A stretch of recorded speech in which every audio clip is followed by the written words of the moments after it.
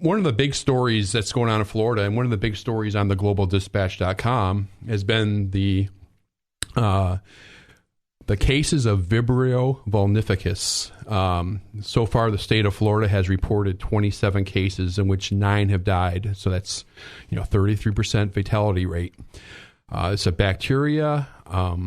What it does is you can either contract it via eating raw oysters. If you ever go to an oyster bar, you're going to see the sign. If you have a chronic liver disease or some underlying condition, you have to avoid this because the fatality rate is incredible. And the other way is if you go into the water with an open wound into salt water, this bacteria can be found out there. It's a halophilic organism. In other words, it loves salt. So it's out there. And it's not necessarily due to fecal contamination or anything. It's just part of the flora in the water, in the salt water. So Florida's reported 27 cases. Right here in Hillsborough County, we've had 3. So that's been a top story. If you want to learn more about Vibrio vulnificus, how to prevent it, what it is, how do you contract it, I posted a couple stories so far, and one of them actually has an embedded video from the Florida Department of Health where their expert public health veterinarian and interim state epidemiologist, Dr. Karina Blackmore, really goes over the stuff in good detail for the public. Another story, which is not Florida related yet, but it was seen in Arizona, is health officials out there have reported 2 cases of suspected crocodile use. Crocodile. Creative name for a very devastating drug. It was first found in Russia about 10 years ago. It's an opiate type drug from a morphine compound. But what they do is they concoct this crocodile drug with iodine, paint thinner, gasoline, all kinds of various chemicals. And it's injected, and it causes some very devastating complications. So much so that it got its name, crocodile, Krocodil, because it destroys skin tissue, giving you a scaly, green, rotting sores and abscesses that resemble crocodile skin. And that was that's certainly got people in poison control and health officials in Arizona up in arms. We're gonna have to give you more kudos for being able to say all these things properly, which I think is possibly the funniest thing I've heard all morning. So that's fantastic. So meningococcal, meningococcal, meningitis, and Vibrio, whatever that says. Yeah, no, all right. Well, let's. We're going to be transitioning into another great interview here, and Bob's doing a great job of putting out a lot of health and disease information. Again, the top of the globaldispatch.com, you'll see a button for health, a button for outbreak news. You won't be able to keep up with the RSS feed, folks. I'm telling you what, he puts out so much content, does a great job, so we'll let him continue to control the show. We have another great interview lined up right here. Okay, well, Chagas disease, not a common term here in the state of Florida, but it's an infection by a parasite called Trypanosoma cruzi. It's massive in Central and South America, where about 10 million people are infected, and it can lead to serious heart issues like cardiomyopathy and heart failure at some point. The parasite is transmitted by a triatomine bug, which is actually found in Florida. It's also known as the kissing bug.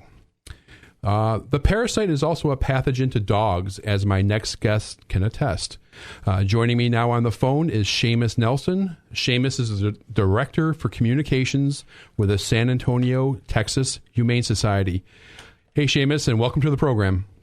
Good morning, Robert. Thanks for having me. Great to have you. First, I wanted to talk to you because you've been seeing Chagas in several dogs in the San Antonio area. Can you tell our audience in the Tampa Bay area and online around the world about the situation in San Antonio and South Texas, and if there's any other new developments? Sure. What we're finding out is earlier in the summer, the American Veterinary Association asked veterinarians in the Texas region to start reporting the instances of Chagas disease because it's happening more and more often. So what we're seeing, as you mentioned, it's a disease that's far more prevalent in South America and Central America, but it is making its way north. Right. And more commonly down there, the instances come from the bug biting people. And it's often called the kissing bug, so it'll bite you right around the mouth. But what we're finding is that dogs are more likely to be infected by eating the bug, since they do that sort of thing. And it actually causes the same problem. It eventually will lead to heart failure. It's hard to detect right off the bat. And oftentimes once you do detect it, it may be too late. But if your dog is showing symptoms of heart failure, they're going to be not eating. They're going to be lethargic. They may seem weak or confused or lacking coordination.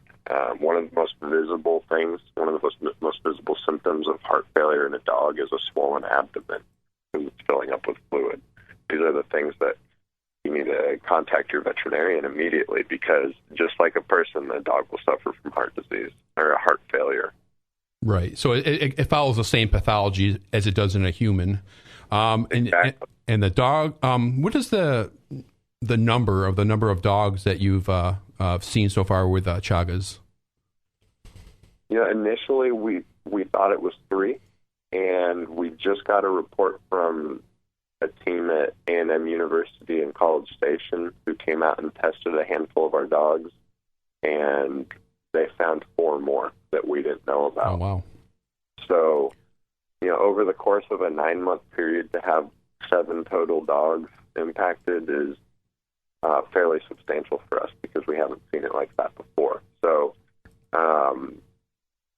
4 of those 4 dogs that they got positive results for are still living, and 3 of them have already been adopted from our shelter. So we're taking the steps to contact the owners and just let them know about this new information. And the remaining dogs, we're going to make sure that whoever does adopt them is aware, because the reality is some dogs will live a very long time with it and be okay and healthy, and it'll eventually kill them.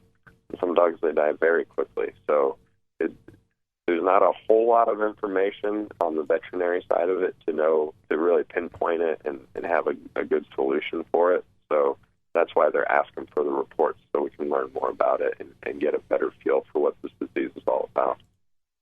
Yeah, I know there have been some indigenous transmission of Chagas in humans in Texas over the years. Mm-hmm. Do you have any knowledge of Chagas in humans in your neck of the woods recently? There was recently a news report that did indicate that some people have been infected in the area. So I don't have the exact number, sure, but it is here. It is impacting people, and my guess is they're getting bit rather than eating the bugs, obviously. But our initial understanding was that the type of bug that's here, because there's about 11 varieties, the types that are in this area are less inclined to bite people, so that's why the dogs were more susceptible, and that's why we're hearing more about it in dogs. But it is happening more often in people than we initially thought. So it's something that, when I first heard about the issue and I looked at the picture of the bug, I thought, geez, I've played with those bugs growing up as a kid. It's so kind of counting my blessings on that one, and it's a fairly common bug, especially out in the more countryside areas. So it's just really important. And if you have them in Florida, then it's just important to know what they look like and right, aware of them. They may not be carrying the disease or the parasite necessarily, but it's always good to just be aware of them. Right. What advice is the San Antonio Humane Society giving pet owners concerning the prevention of Chagas in their dogs? There's a few things you can do. The primary one is these kissing bugs, as we're calling them. They're also known as assassin bugs, are primarily nocturnal. So if you can, bring your dog in at night and let them sleep inside so that they're less likely to be exposed to them. Because because they're traveling at night, and they're less likely to get inside. One of the comparisons that we found between South America and the U.S. and why they're so heavily impacted compared to us is structurally our buildings are built differently, right? And they're a little more sealed off to the elements, and so it's easier for those bugs to get inside the houses down there than they are here. So dogs are also going to be at less risk. But if your dog must sleep outside, and we understand that that's going to be the case for some dogs, if you can give them an elevated sleeping area, so it could be something as simple as putting the dog house up on a pallet or something along those lines, where it gets them off the ground. That gets them a little bit further away from the bugs, and they're less likely to climb up that way and get into the dog's home and bite them, or look appealing as a treat. The other things you can do is, if there's excessive shrubbery, obviously it has some aesthetic appeal, and you can't get rid of all of it, but trim as needed, and as much as possible, and get rid of it. And as long as you keep all that away, then that can help a lot too, because that's where they're going to congregate, is in the thicker, brushy areas. And if you do see them, you can contact your local pesticide company. If possible, a lot of people's initial response when they see a bug they don't want around is to squish it and kill it and get rid of it.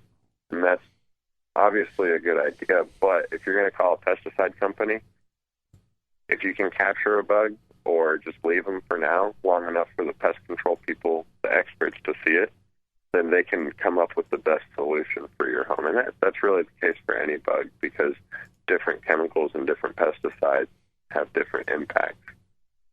Okay. So, go ahead. You got more? You just want to make sure that they're having the chance to spray the right stuff for you. Great advice. I wanted to have Seamus on the show today as education for dog owners right here in Florida. The Florida Department of Health says, although local transmission in Florida has not yet been documented, it is possible. So this is not out of the realm, because there is the presence of both infected triatomine bugs in Florida and infected reservoirs for the parasite. Raccoons are the prime example down here in Florida. So I want to thank you, Seamus, for coming on the show with your great advice and sharing with us what's happening in Texas. Well, thanks so much for having us and sharing the good word. So y'all keep your dogs safe over in Florida. Thanks a lot. Appreciate it. Take care.